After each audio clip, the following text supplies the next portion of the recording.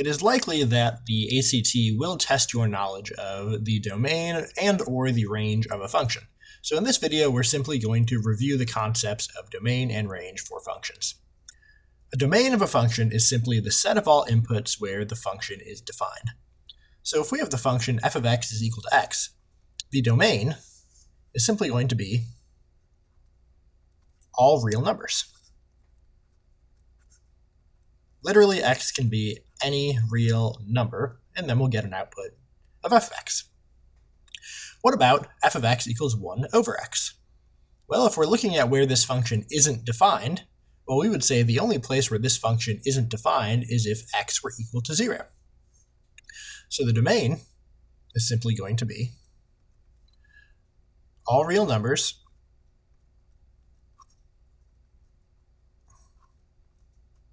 except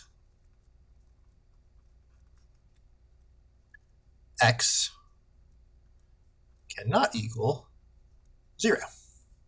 And finally, we have f of x, and we've defined some parameters. So f of x is equal to x squared plus 2 if x is greater than 3, and x minus 3 if x is less than 0.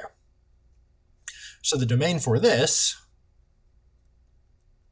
is simply going to be x is greater than 3, and x is less than 0.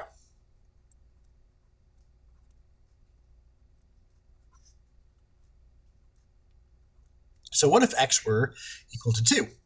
Well, it can't be according to this function because we're only defined if x is greater than 3 or x is less than 0.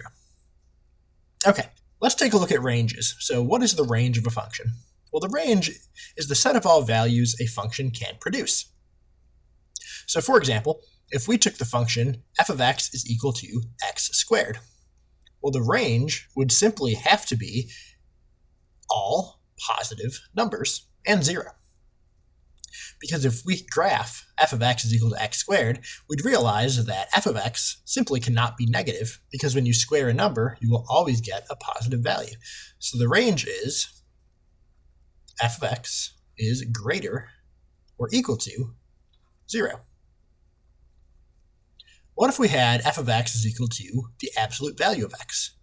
Well, very similarly, if you graph the absolute value of x, you would have to have, again, f of x being greater than or equal to 0.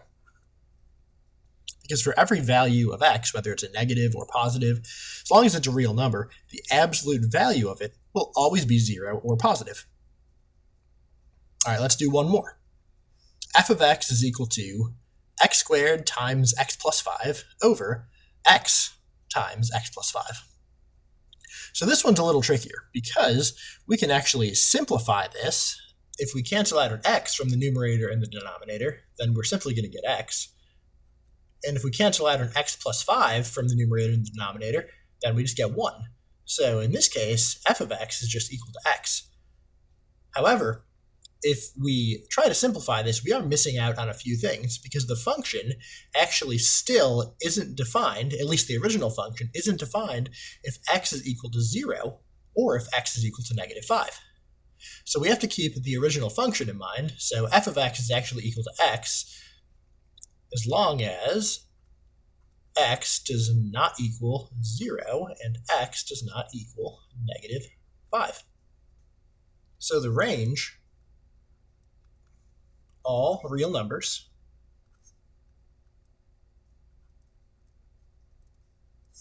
except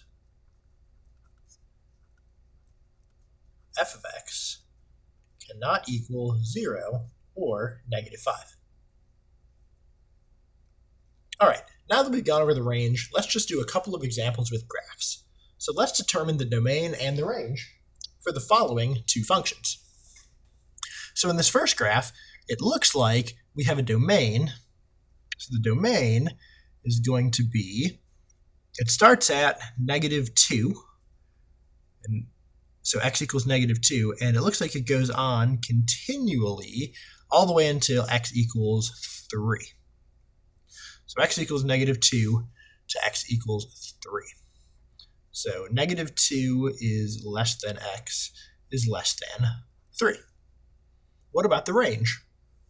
Well, with the range, we can have any of the y values that appear in the graph.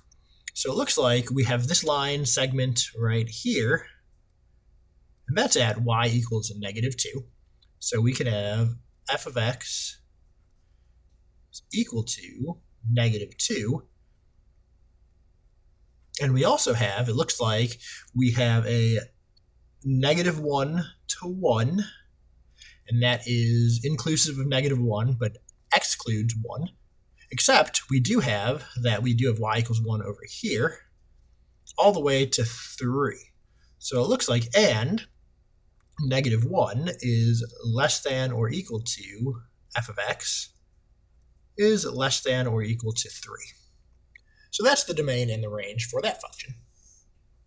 What about this one?